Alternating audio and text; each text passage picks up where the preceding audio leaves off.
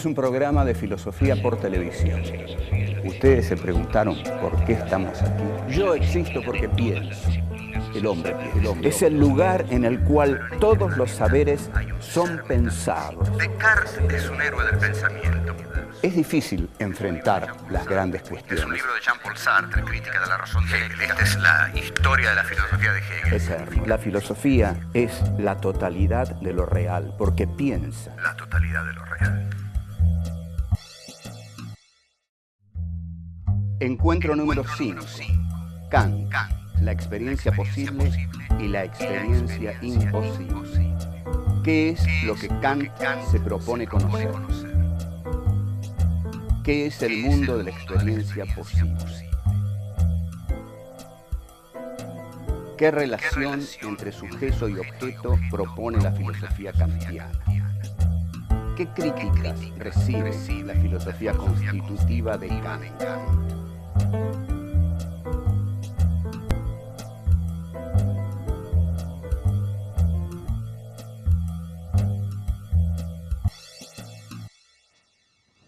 Venimos de tratar de entrar en Kant, lo cual habíamos dicho no es fácil, pero desde el comienzo que venimos diciendo que nada de esto es fácil. La filosofía es un ardoroso esfuerzo en busca de la alegría del saber. Todo saber requiere esfuerzo y Kant quizás requiera más esfuerzo que otros filósofos. Bueno, venimos entonces y vamos ya hacia Kant, digamos que es un filósofo que parte de otro filósofo, de David Hume.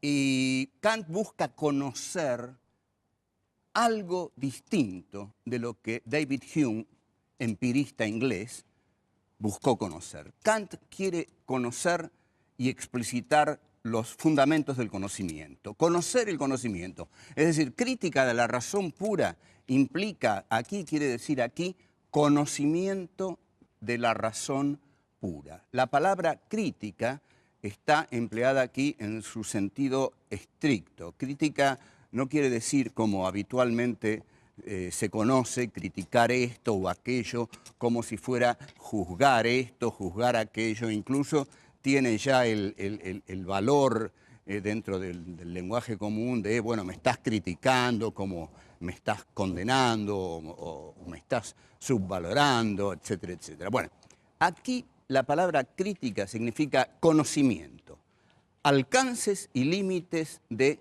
la razón pura. O sea que Kant va a partir del sujeto cognoscente, del sujeto que conoce. Pero ese sujeto, para conocer, necesita que algo se le presente en la experiencia. Aquí es donde Kant se remite a Hume. Vamos a tratar entonces, y esto creo que es bastante sencillo, de encuadrar el pensamiento de David Hume, que muere en 1776 y que condiciona, como dije, el pensamiento de Kant. Para Hume no había posibilidad de fundamentar la ciencia ni el conocimiento. Para Hume las cosas ocurrían por el hábito, ocurrían porque ocurrían. Es decir, la explicitación que Hume hace del concepto de causalidad es la que nos va a permitir entrar más profundamente en su pensamiento. El principio de causalidad simplemente dice que a determinadas causas siguen determinados efectos. Lo que dice Hume es que esto es así, no por ninguna necesariedad universal ni por ningún hecho científico demostrable y verificable. Lo fundamental de un hecho científico es que sea verificable y que esa verificación se pueda repetir. Lo que dice Hume es que el principio de causalidad, es decir, que a determinadas causas surgen determinados efectos, está basado en la noción de hábito. Es decir, nosotros estamos simplemente habituados a que cuando hay nubes en el cielo habitualmente llueve. Eso es lo que dice Hume. Como ustedes verán, lo que dice Hume tiene muy poca cientificidad. Se basa en una noción cotidiana de hábito. Las cosas ocurren así porque han ocurrido así siempre y estamos acostumbrados a que ocurran así. Entonces esto no satisface a Kant, porque Kant lo que dice es: yo quiero fundamentar la ciencia, yo quiero fundamentar un pensamiento científico que demuestre efectivamente cómo funciona la razón humana. Entonces, va a ser un paso genial que él va a llamar su giro copernicano. En lugar de partir del objeto, como hace Hume, que parte de la empiria, ¿no? Digamos, está nublado, bueno, llueve. Kant lo que va a hacer es partir del sujeto. Entonces, lo que hace Kant es remitirse al sujeto. Es el sujeto el que va a darle forma al objeto. Esto es pura filosofía, yo sé que espanta un poco, pero lo vamos a tratar de precisar. Lo que hace Kant es lo siguiente: al sujeto se le presentan cosas en su experiencia. Lo que hace el sujeto es conocer al objeto y conociéndolo le da forma. Es decir, solo hay objetos para el sujeto cognoscente. ¿Por qué? Porque al estudiar Kant la razón humana, encuentra en ella que dentro de la sensibilidad de la estética están las categorías de espacio y tiempo, las intuiciones de espacio y tiempo. Entonces, Kant va a decir: todos los objetos se nos presentan en el espacio y en el tiempo. Ahora, el espacio y el tiempo los pone el sujeto. El espacio y el tiempo son los modos en que el sujeto puede conocer a los objetos, ponerlos ahí. No están en el objeto, el espacio y el tiempo, están en el sujeto. El sujeto solo puede conocer aquello que se le presenta en la modalidad en que él lo establece, y él establece poniendo ahí espacio y tiempo. Ustedes observen que esto es partir del sujeto, es el sujeto el que construye al objeto.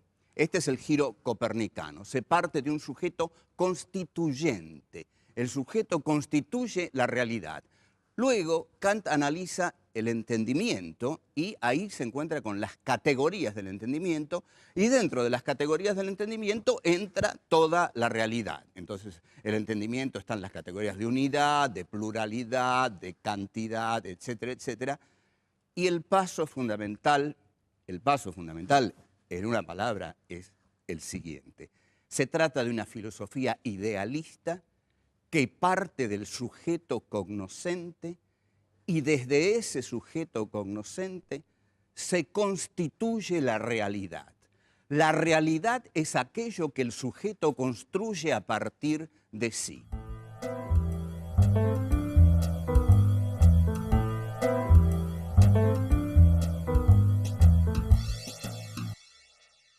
Kant va a decir: a mí no me importa lo que la realidad sea en sí. Este es el paso clarísimo que hay que entender. No me importa eso que la realidad sea en sí misma. Lo que yo puedo saber es cómo el sujeto construye una realidad para él. Solo hay objetos para el sujeto. Entonces esto es lo que llamamos el formalismo kantiano, porque el formalismo kantiano constituye una forma que es el mundo de lo que Kant llama la experiencia posible, que es aquella que el sujeto asume para sí como posible y que realmente puede hacer posible desde sí. La experiencia posible es que el sujeto le da forma a las cosas, pero al ser el sujeto el que le da forma a las cosas, el sujeto no sabe qué son las cosas en sí mismas. Esto acerca mucho a Kant y a Descartes, porque nosotros habíamos visto que Descartes partía también de la subjetividad y que esta era justamente la revolución de Descartes dentro del pensamiento. Pero Kant va más allá, Porque ustedes recuerden, y esta es la diferencia que queremos establecer entre Descartes y Kant. Para Descartes, que partía de la certeza de la propia subjetividad, de lo que llamamos el cogito, pienso, luego existo, Descartes, la única certeza que tenía era la del propio yo, la del ego, la del propio yo, la de la propia subjetividad, pero no tenía la certeza de la realidad externa. Para tener la certeza de la realidad externa, Descartes le pedía permiso a Dios. Hay cosas ahí afuera, yo creo que si las veo es porque Dios no me engaña, confío en la veracidad divina. Y Kant va más allá, Kant va a dar un paso fundamental. Va a decir, si hay cosas ahí afuera, es porque hay un sujeto cognoscente que les da forma. A ver, el mundo tiene una forma, tiene un orden, porque el sujeto cognoscente le da esa forma, le da ese orden. Hay un mundo porque el sujeto lo conoce. El sujeto es el hombre, el sujeto es el hombre. Entonces, es el sujeto el que al conocer todas esas cosas que están ahí, le da una forma, pero le da la forma que el sujeto necesita que las cosas tengan para que él pueda conocerlas. En este sentido, por supuesto, Kant no recurre a Dios. Kant no necesita de la veracidad divina, porque Kant dice, no, yo no necesito la veracidad divina. Lo que yo digo es que el mundo que el sujeto conoce es el mundo que el sujeto construye. Repito, el mundo que el sujeto conoce es el mundo que el sujeto construye. Este es el mundo de la experiencia posible. Hay otro que es el mundo de una experiencia que para el sujeto es imposible. ¿Qué son en sí las cosas? Esto a Kant no le interesa, porque lo que las cosas sean en sí, el sujeto no lo puede conocer. Lo que el sujeto puede sí conocer es lo que las cosas son para él.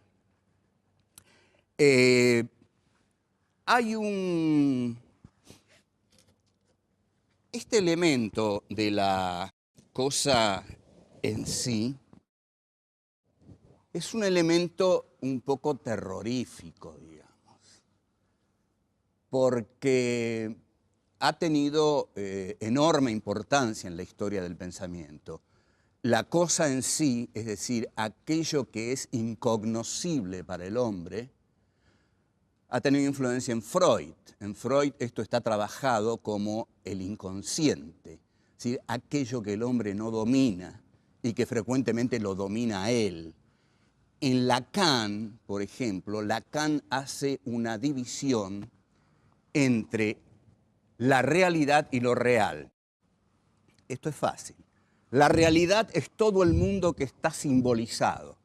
El mundo de la simbolización es la realidad. Estamos acostumbrados a salir y hay una flecha que nos indica para allá, hay otra que nos indica allá, hay un número en una casa, hay una calle que tiene un nombre, están señalizados, tenemos las veredas, las esquinas, todo está señalizado. Ese es el mundo de lo simbólico, ahora, de la realidad. Ahora, lo real, dice Lacan, lo real es lo que no sabemos qué es. Lo real es otro nivel que no está simbolizado. Aquí lo que angustia en esto, y debe angustiar, es la idea de la no significación. Es decir, no sabemos qué es la cosa en sí, el inconsciente nos puede dominar y no sabemos qué es lo que nos domina porque no sabemos nada del inconsciente, y lo real, en Lacan, no sabemos qué es lo real, sabemos que hay una realidad totalmente simbolizada. En este sentido yo voy a contar un cuento porque la literatura suele expresar muy bien algunas ideas filosóficas. El cuento es el siguiente. Hay un nieto, un muchacho de 19, 20 años, que vive con su abuela en una enorme casa. Esa casa, como es enorme, tiene muchas puertas, pero la abuela le dijo al nieto que puede abrir todas las puertas menos una. Y él le dice, ¿por qué? No le dice por qué la abuela. Entonces el nieto le pregunta, bueno, el muchacho, ¿no? 19, 20 años, le pregunta, bueno, pero ¿Qué hay detrás de esa puerta? No hay nada, dice la abuela. El nieto esto, por supuesto, naturalmente lo vuelve loco. Es decir, detrás de esa puerta hay un tesoro, hay una fortuna, está aquello que me va a hacer emprender una vida nueva. Una y mil cosas se le ocurren. La abuela tiene la llave escondida en algún lugar de la casa. El nieto, en determinado momento, agarra un cuchillo, va y la mata a la abuela. Le pega, digamos, no digamos muchas, 20, 25 puñaladas, y empieza a buscar la llave para abrir esa puerta. Bueno, pasa 3 días buscando la llave, la busca, finalmente la consigue, va, se dirige hacia la puerta, la abre y no hay nada, y se vuelve loco. Este cuento revela muchas cosas, después las vamos a desarrollar.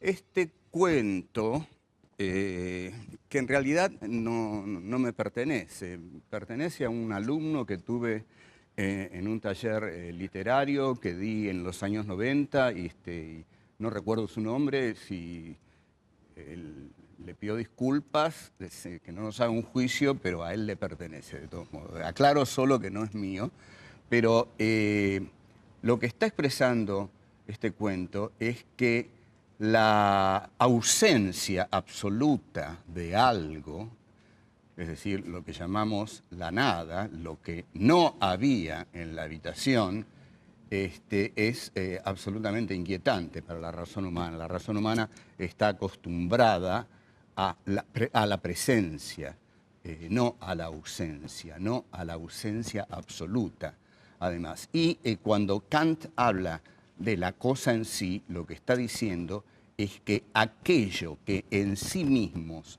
sean los objetos es incognoscible para la razón humana.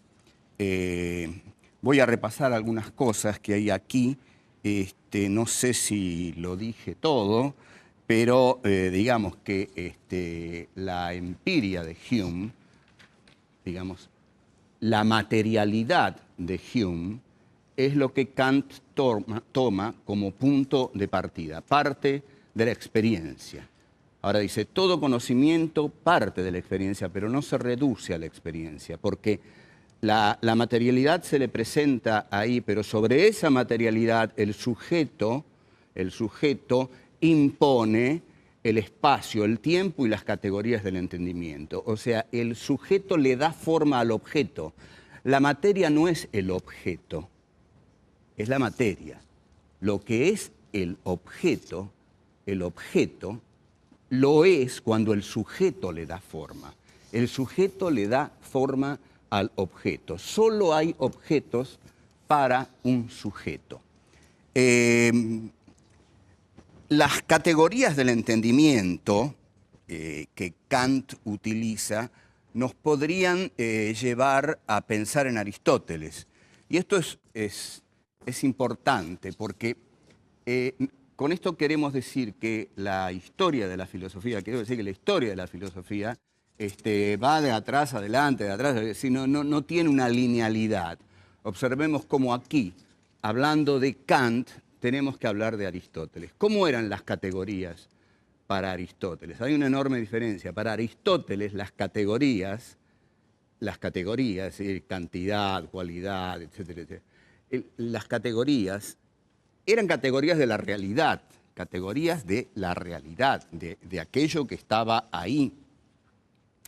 En cambio, en Kant, si tomamos alguno de sus libros, las categorías que describe Kant, unidad, pluralidad, totalidad, realidad, negación, limitación, etcétera, etcétera, las categorías kantianas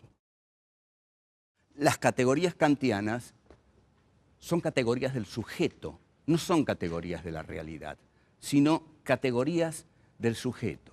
La diferencia entre Aristóteles y Kant es que para Aristóteles las categorías son las categorías de la realidad, porque en Aristóteles no parte de una concepción subjetiva para conocer lo real.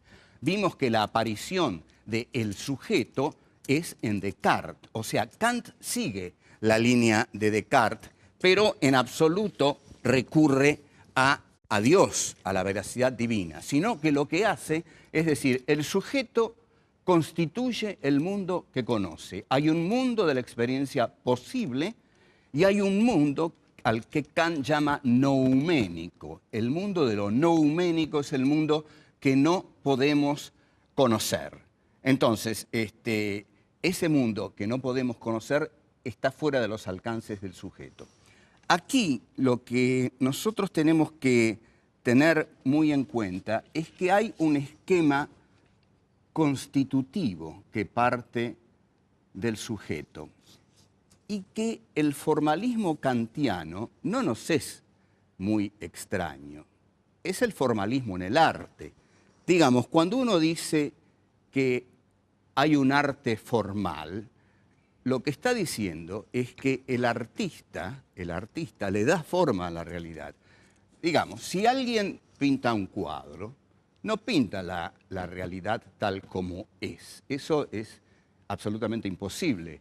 Lo que hace es darle a la realidad la forma que el sujeto artista quiere darle en su pintura. El naturalismo es el que intenta reflejar la realidad como supuestamente es. Pero todo formalismo lo que va a hacer es trabajar con la realidad, pero dándole una forma que proviene del sujeto. Entonces, esa empiria, esa experiencia, esa materialidad que surge, el sujeto le da forma. Kant tiene muchos modos de expresar esto, pero digamos que el modo más claro es que solo hay objetos para un sujeto.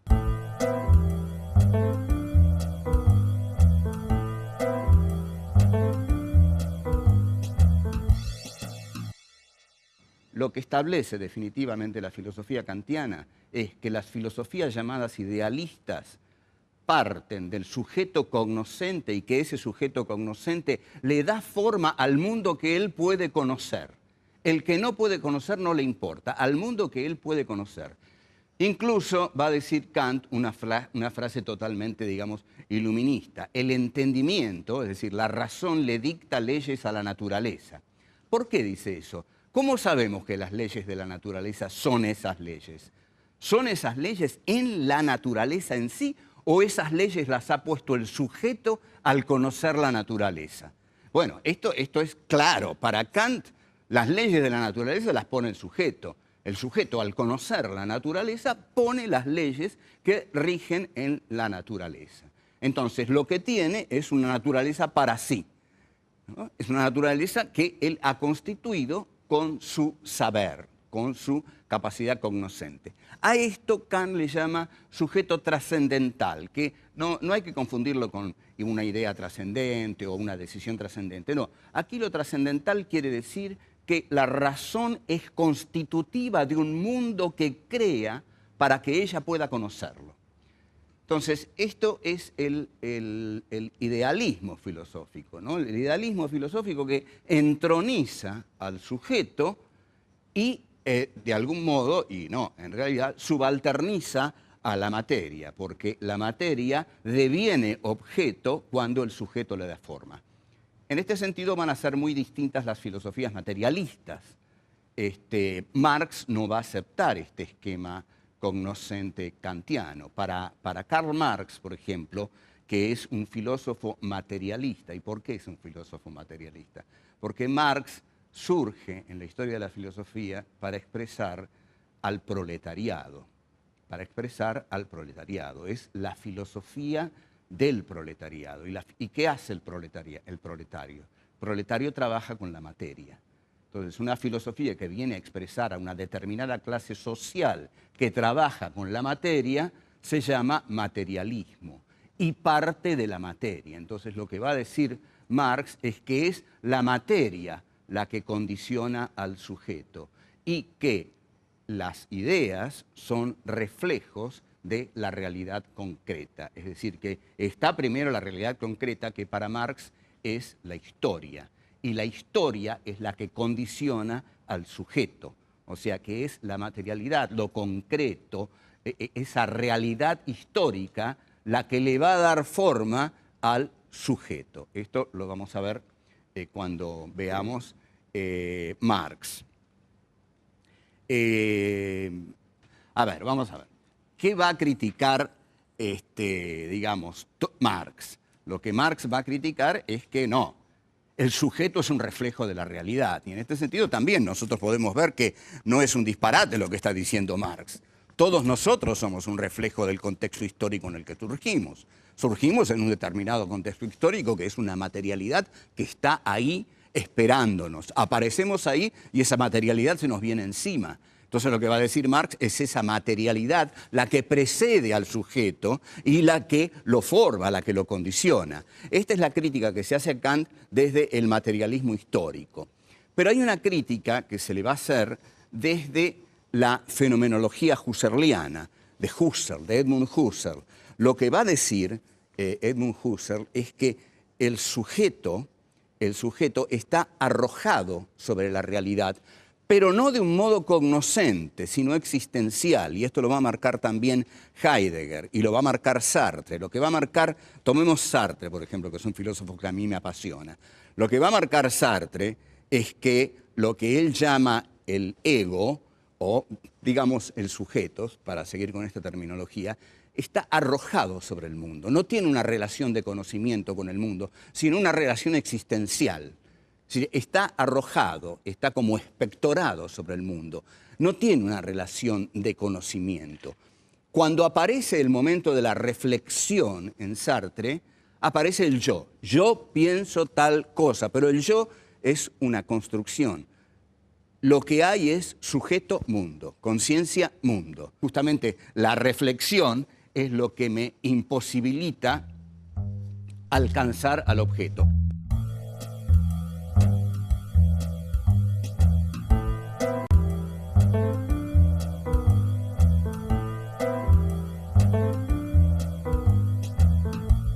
Es el sujeto el que construye al objeto.